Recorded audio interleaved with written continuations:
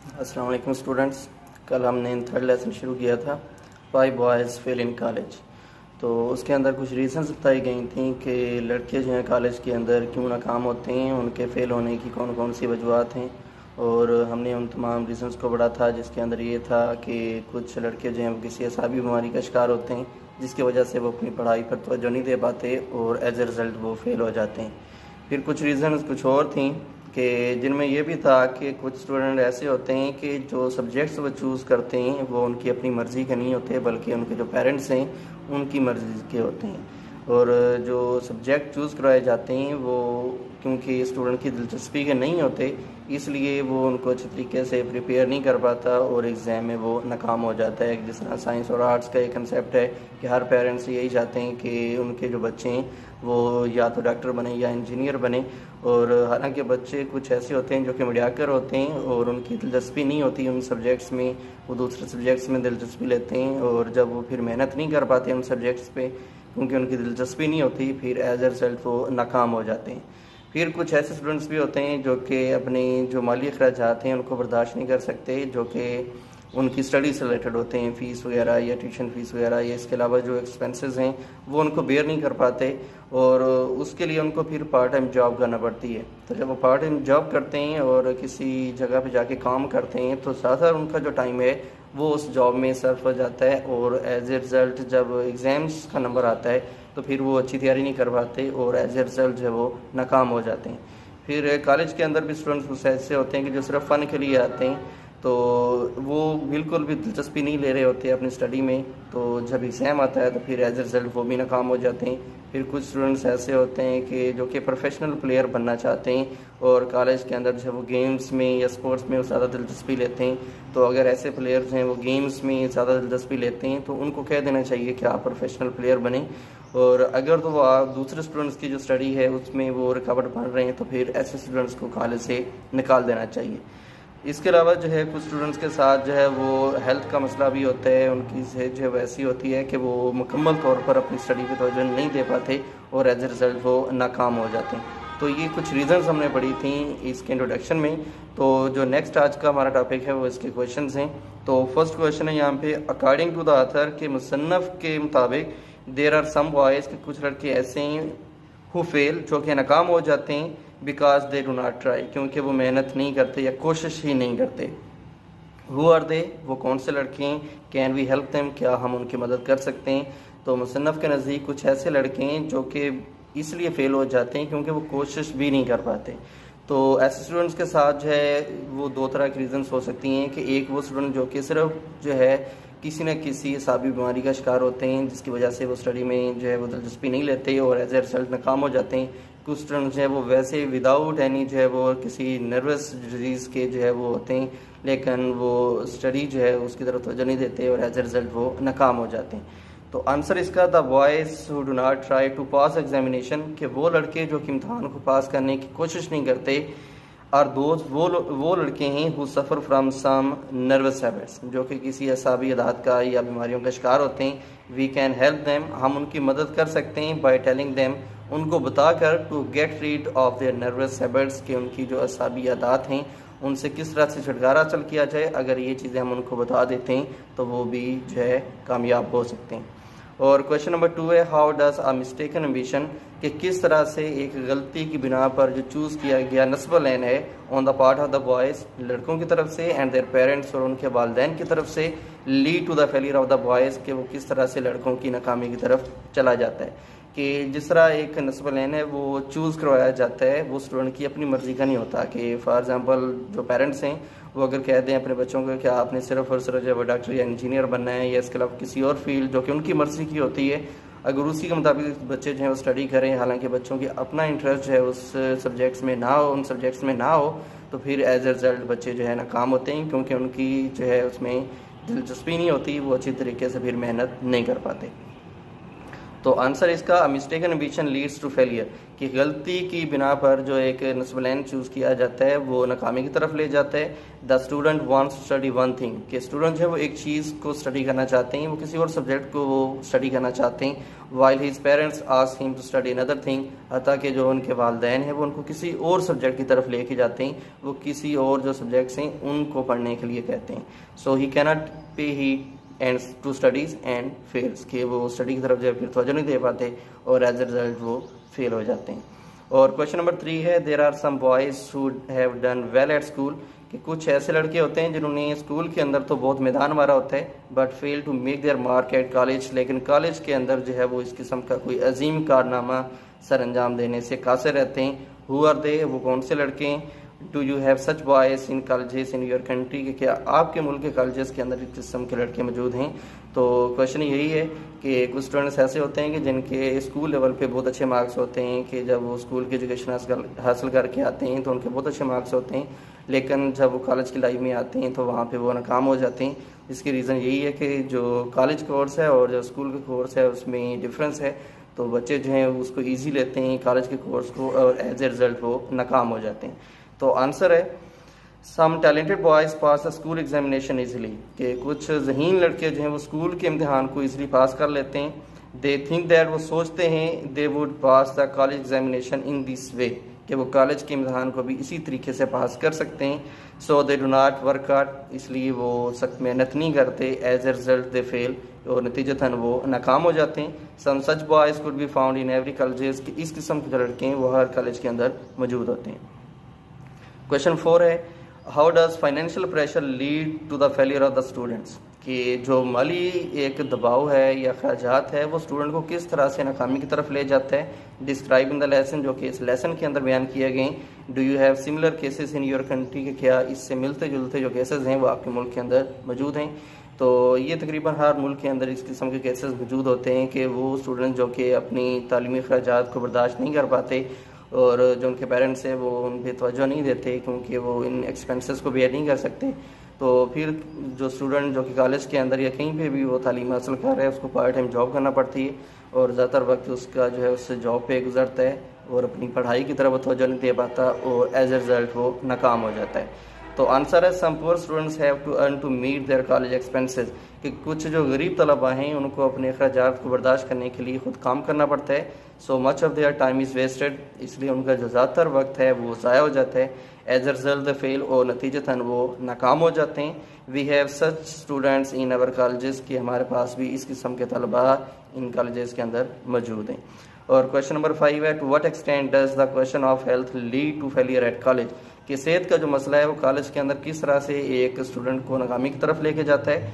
How far can the college authorities with their medical officers help students in such cases, कि college की जो authorities हैं वो अपने कॉलेज के डॉक्टर के साथ इस किस्म के केसेस को किस तरह से हल कर सकती हैं ये बताना है। तो क्योंकि हर कॉलेज के अंदर एक डॉक्टर मौजूद होता है तो वो स्टूडेंट की जो मसाइल हैं जो कि हेल्थ से रिलेटेड हैं वो उनको सॉल्व करके स्टूडेंट को एक पॉजिटिव वे की तरफ, मतलब जो स्टडी है उसकी तरफ ला सकते हैं। तो आंसर है the student suffering from bad habits bad health, कि वो स्टूडेंट जो कि बुरी सेहत में मुबतला होते हैं cannot pay he to their studies, कि वो अपनी पढ़ाई की तरफ तवज्जो नहीं दे पाते। As a result they fail, और नतीजतन वो नाकाम हो जाते हैं। The college doctor can tell them real problem, कि कॉलेज का जो डॉक्टर है वो उनको उनका जो हकीकी मसला है वो बता सकता है। ही कैन ट्रीट देम, और उनका वो इलाज भी कर सकता है। और क्वेश्चन 6 है, what place would you accord to sportsman in colleges, कि जो स्पोर्ट्समैन है या खिलाड़ियों को जो है आप कॉलेजेस के अंदर कौन सा मकाम दे सकते हैं। तो दो किस्म के वहाँ पे खिलाड़ी मौजूद होते हैं, एक जो सिर्फ फ़न के लिए वहाँ पे मौजूद होते हैं और एक ऐसे होते हैं जो कि प्रोफेशनल प्लेयर बनना चाहते हैं। वो स्टूडेंट जो कि कॉलेज के अंदर सिर्फ फ़न के लिए आते हैं, दूसरे स्टूडेंट्स की जो स्टडी है उसके रास्ते में रुकावट बनते हैं, उनको कॉलेज से निकाल देना चाहिए। उनको पहले वार्निंग देनी चाहिए, अगर वो इससे जो है वो सुधर जाते हैं तो फिर आप जो है उनको स्टडी का एक मौका दें, अदरवाइज़ उनको कॉलेज से निकाल दें।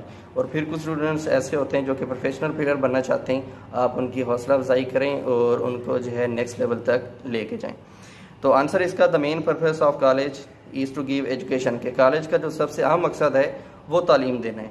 But it doesn't ignore games, लेकिन ये गेम्स को भी इग्नोर नहीं करता if student is too interested in games, कि अगर कोई स्टूडेंट जो है वो गेम्स के अंदर ज़्यादा दिलचस्पी लेता है, he should be asked to become a professional player, तो उसको कहा जाए कि वो एक प्रोफेशनल प्लेयर बन सकता है। इसके बाद लास्ट क्वेश्चन है, there are some students who join college for fun of it, कि कुछ स्टूडेंट्स ऐसे होते हैं जो कि कॉलेज के अंदर सिर्फ फ़न के लिए आते हैं, सैर व तफरी के लिए आते हैं। Should they be allowed to stay, क्या ऐसे स्टूडेंट्स को वहाँ पे जो है स्टे करने देना चाहिए या ठहरना चाहिए? तो इसका आंसर यही है कि ऐसे स्टूडेंट्स को कॉलेज के अंदर जो है वो नहीं रहने देना चाहिए, क्योंकि दूसरे स्टूडेंट्स हैं वो उनकी स्टडी में एक बैरियर बनते हैं, एक रुकावट बनते हैं। तो आंसर है, a college is mean for studies, के कॉलेज का मकसद ही स्टडी है, तालीम है। दोस्त who join the college for fun, कि वो स्टूडेंट जो कि कॉलेज को सिर्फ फ़न के लिए ज्वाइन करते हैं, should not be allowed to stay in the college, उनको कॉलेज के अंदर रहने की इजाज़त नहीं देनी चाहिए। तो ये क्वेश्चन थे इसके, अगर किसी भी क्वेश्चन की आपको समझ नहीं आई तो आप लोग क्वेश्चन कर सकते हैं। Thank you. अस्सलाम वालेकुम स्टूडेंट्स, आई होप कि आप लोग बिल्कुल खैरियत से होंगे। कल हमने जो फर्स्ट समरी है द लिबरेटर, इसका इंट्रोडक्शन पढ़ा था, इसके अंदर जो मेन पॉइंट्स हैं उनको डिस्कस किया था। और जो द लिबरेटर का टाइटल है, यहाँ पे इसका जो समरी का राइटर है जी अलाना, वो रेफ़र करते हैं कायद-ए-आज़म की पर्सनैलिटी को, क्योंकि इन्होंने हमें आज़ादी दी, वो हमारे जो है वो निजात देना है हमें उस ग़ुलामी से निकालने के लिए, तो इसलिए द लिबरेटर का जो टाइटल है वो दिया गया है कायद-ए-आज़म को। तो इसका फर्स्ट पैसेज है, ये हम आज रीड कर रहे हैं, इसका इंट्रोडक्शन जो है वो पहले हो चुका है। तो फर्स्ट लाइन से इसकी, इट इज़ सेड दैट, कि ये कहा जाता है हिस्ट्री ऑफ द वर्ल्ड, कि दुनिया की जो तारीख़ है, इज़ इन फैक्ट, कि वो दरअसल है the biography of great persons, के जो अजीम लोग हैं उनकी सौन हयात, के तारीख़ के अंदर जो नाम लिखे जाते हैं वो किसी आम जो अशख़ास हैं उनके नाम नहीं होते, बल्कि वो अजीम हस्तियाँ होती हैं कि जिन्होंने जो है कि दुनिया के किसी भी कोने के अंदर जो है कुछ अजीम कारनामे सर अंजाम दिए होते हैं। और वो लोग जो हैं वो मुख्तलिफ़ लैंग्वेज से होते हैं, वो मुख्तलिफ़ मज़ाहब से होते हैं और मुख्तलिफ़ कौमों और नस्लों से होते हैं। नेक्स्ट है ऑल ग्रेट रेवोल्यूशंस, के जितने भी अजीम इनकलाबात आते हैं, and all progress of different cultures, और जितने भी कल्चर्स हैं उनके अंदर जितनी भी तरक्की होती है, एंड सिविलाइजेशन या तहज़ीबों के अंदर जितनी भी तरक्की होती है, are the result of mental, कि वो उनकी ज़हनी कोशिश का नतीजा होती है, फ़िज़िकल उनकी जो जिस्मानी कोशिश है उसका नतीजा होती है, एंड स्पिरिचुअल स्ट्रगल और उनकी जो रूहानी एक कोशिश है या जद्दोजहद है उसका नतीजा होती है ऑफ दीज ग्रेट पीपल, इन अजीम लोगों की। कि फॉर एग्ज़ाम्पल यहाँ पे कायद-ए-आज़म की जो पर्सनैलिटी है उनको डिस्कस किया जा रहा है, तो अगर उनने हमें ये एक सेपरेट स्टेट दी है तो सेपरेट स्टेट के पीछे उनकी जो ज़हनी कोशिश है वो भी शामिल है, उनकी जिस्मानी कोशिश वो भी शामिल है, और उनकी जो रूहानी कोशिश है वो भी इसके अंदर शामिल है। नेक्स्ट है most honoured among them were दोस्त, कि उसके अंदर जो ज़्यादा काबिल इज़्ज़त लोग थे वो who release the suffering humanity from the clutches of slavery, कि वो लोग थे जिन्होंने एक जुल्म में मुब्तला इंसानियत को उनकी ग़ुलामी से निजात दी। दे वन फ्रीडम फॉर अदर्स, कि उन्होंने दूसरों के लिए आज़ादी जीती, at the expense of their own health and happiness, मतलब अपनी जो सेहत है और अपनी जो खुशी है उसको इग्नोर करके।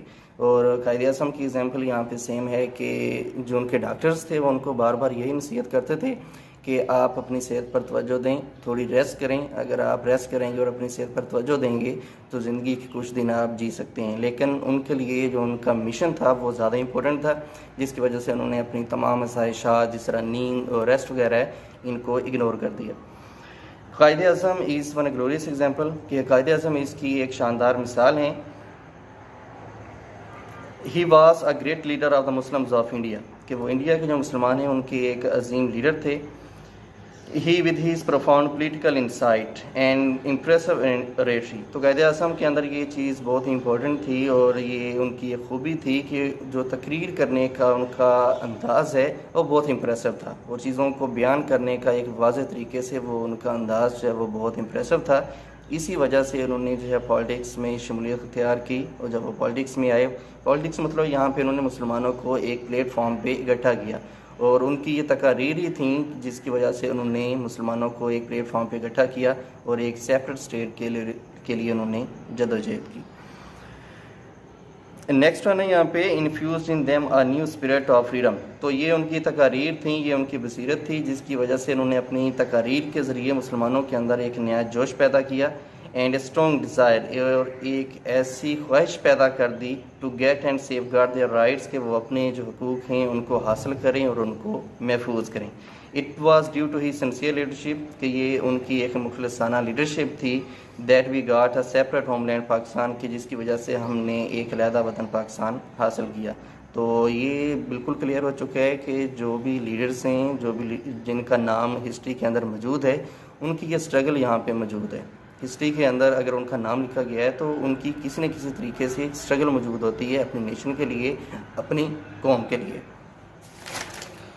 ओके, नेक्स्ट इसका पैसेज है, in this essay G Allana throws light on some main traits of his personality. तो इस पैसेज के अंदर जो जी अलाना राइटर है इस समरी का, इस ऐसे का, वो कायदे आज़म की जो पर्सनैलिटी है उसकी जो खूबियाँ हैं, मेन खूबियाँ हैं, उनको बयान करें। ही टेल्स अस, वो हमें बताते हैं about his devotion to work, किस तरह वो अपने काम के साथ जो मुखलस थे, अपने काम के लिए अपना तमाम का तमाम जो वक्त है वो वक्फ कर देते थे। नेक्स्ट है courage to face gigantic problems, तो जितनी सख्त प्रॉब्लम्स हैं, जो मसाइल हैं, उनको किस तरह से वो हल करते थे। डीप सेंस ऑफ रिस्पॉन्सिबिलिटी, उनके अंदर जिम्मेदारी का एक गहरा एहसास था। फियरलेसनेस, और उनके अंदर जो है वो खौफ नहीं था, वो फियरलेस थे। एंड फिर्मनेस, और मजबूत उनका इरादा था। नेक्स्ट यहाँ पे कुछ वर्ड्स हैं जो कि कायदे आज़म की पर्सनैलिटी के लिए यहाँ पे बोले गए हैं, और वो वर्ड्स हैं वो इस राइटर की जानब से हैं, जी लाना की तरफ से हैं। कहता है कि हिज वाज ए सोल, की उनकी रूह थी, that thirsted for service and body, जो कि उनके जिस्म के अंदर तो मौजूद थी लेकिन वो काम की प्यासी थी। काम कौन सा था?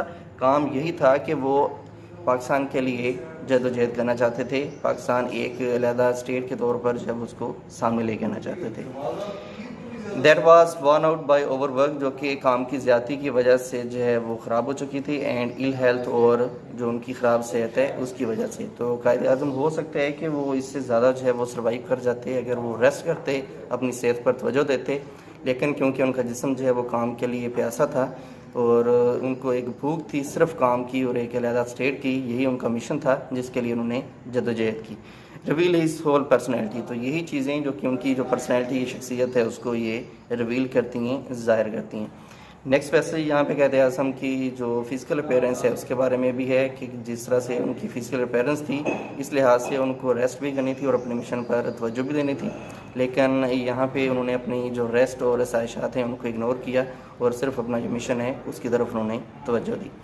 तो इसका फर्स्ट पैसेज है, कायदे आज़म was a thin and lean man, कि कायदे आज़म एक दुबले पतले इंसान थे।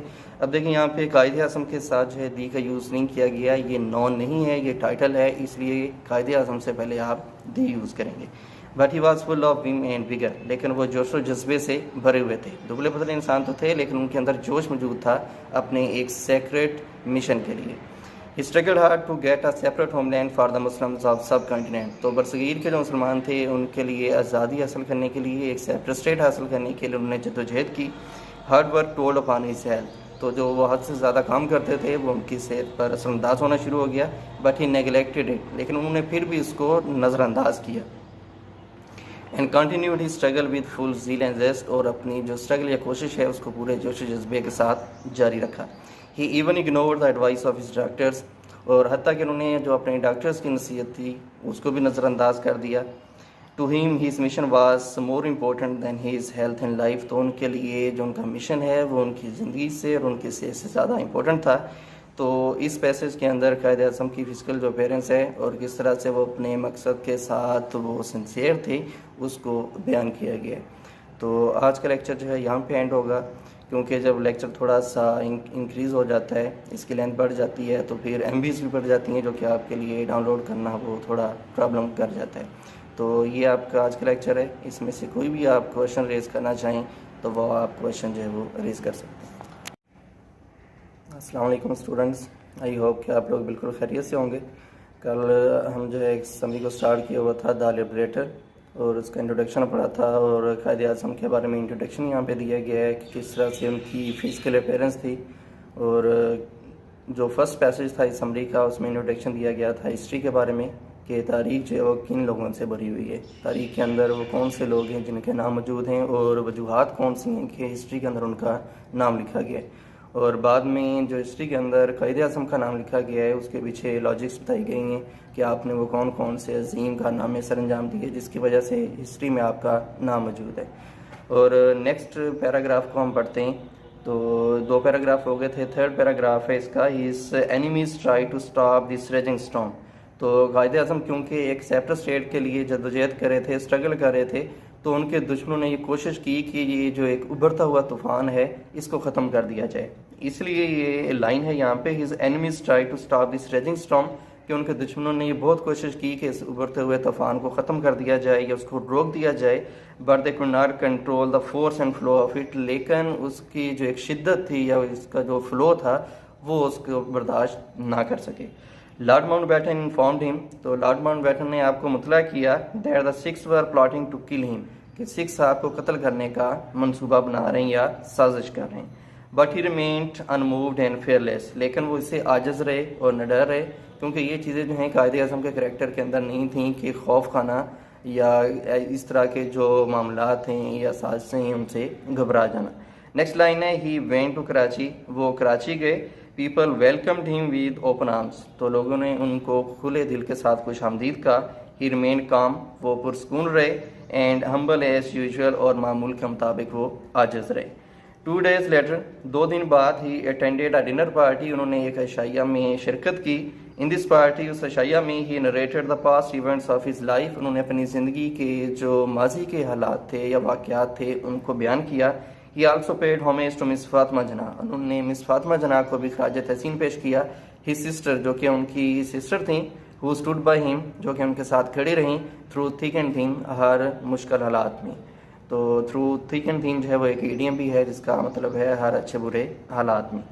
नेक्स्ट पैरा है, ऑन 11 अगस्त 1947, 11 अगस्त 1947 को the constituent assembly, constituent assembly का मतलब होता है आइन साज असम्बली, जो कि आइन बनाती है, of Pakistan met for the first time in Karachi, कि वो कराची के अंदर पहली दफ़ा मिलते हैं, उनका इजलास होता है। Liaquat Ali Khan conferred upon, conferred upon का मतलब होता है अता करना।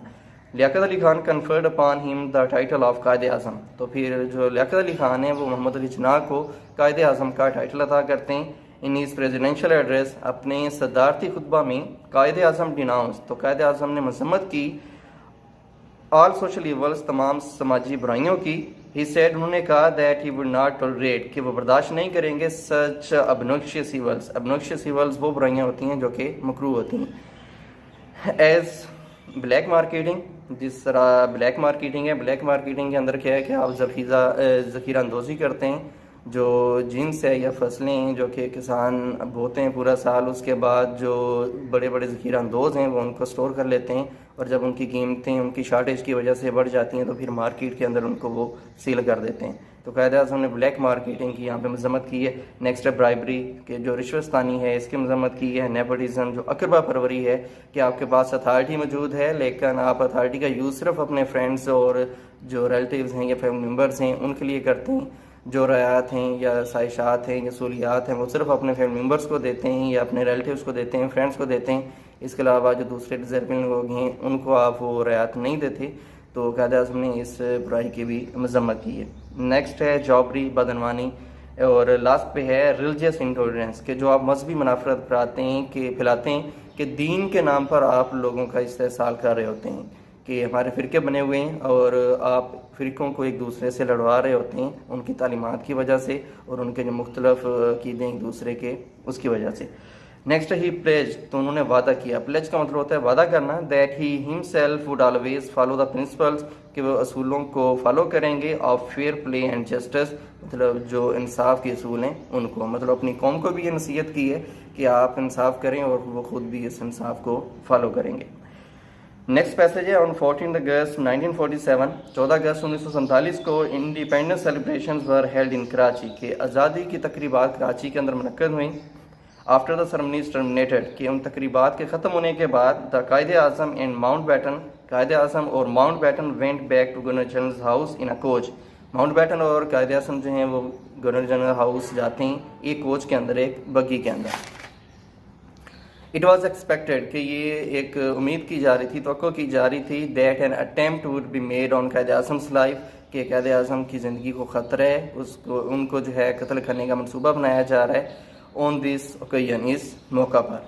But no untoward incident happened on the way, लेकिन इस तरह का कोई भी वाक़या रास्ते में नमूदार ना हुआ। When the coach enter the gates of Governor General House, जब वो बग्गी या वो कोच गवर्नर हाउस के गेट तक पहुंचती है, the Quaid said to Mountbatten, तो कायद जो है वो माउंटबेटन को कहते हैं, thank God I have brought you back live, कि खुदा का शुक्र है कि मैं आपको ज़िंदा वापस ले आया।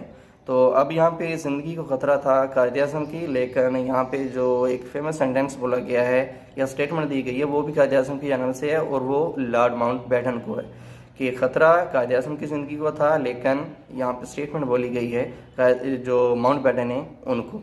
और इसकी वजह यही है कि कायद-ए-आज़म जो हैं वो निडर थे,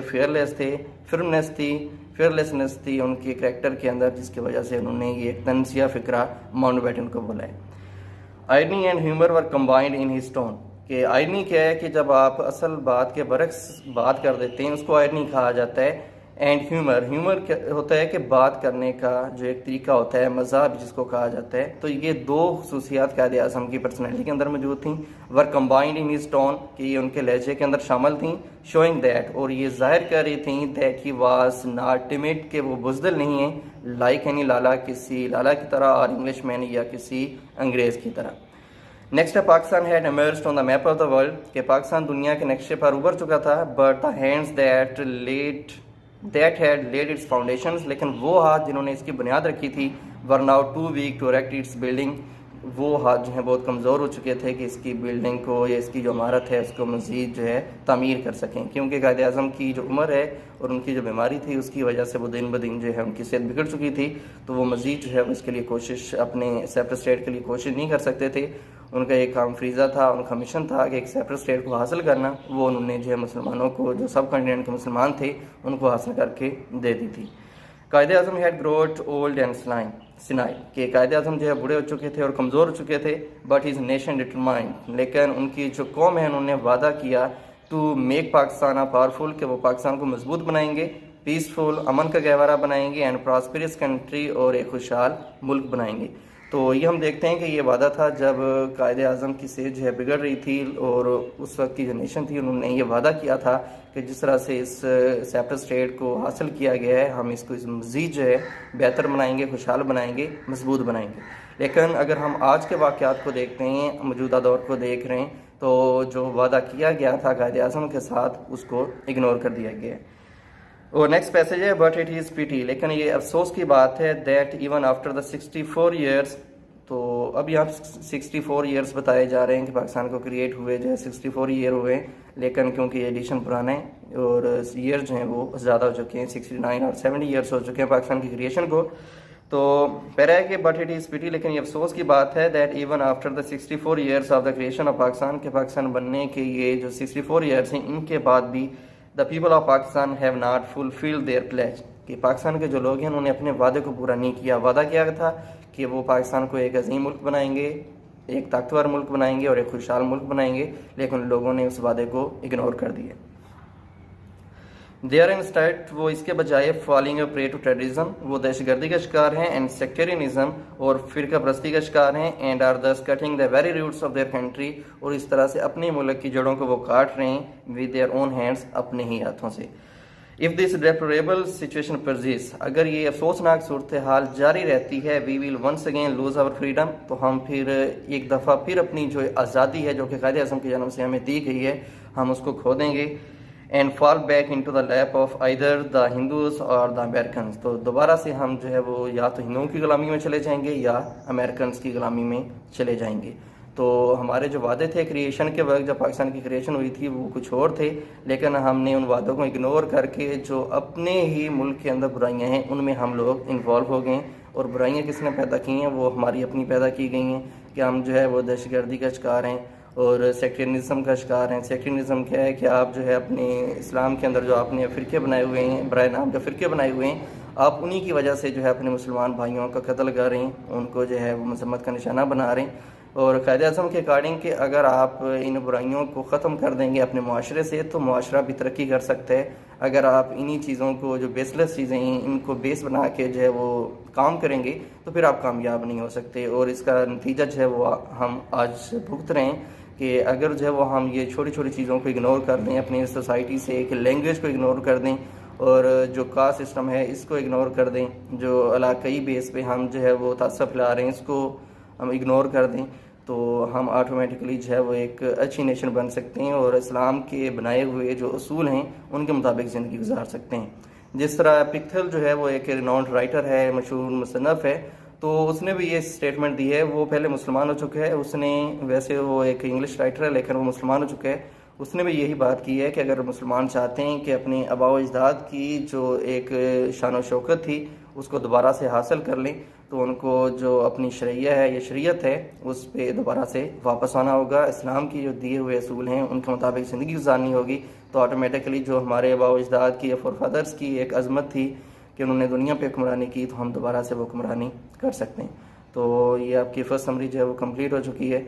तो जब एक समरी कंप्लीट हो जाएगी उसके बाद फिर आपका टेस्ट भी हुआ करेगा और कल जो है इसके जो बाकी क्वेश्चंस हैं उनको रीड आउट करेंगे। आज के लिए यही लेक्चर जो है काफ़ी है। Thank you.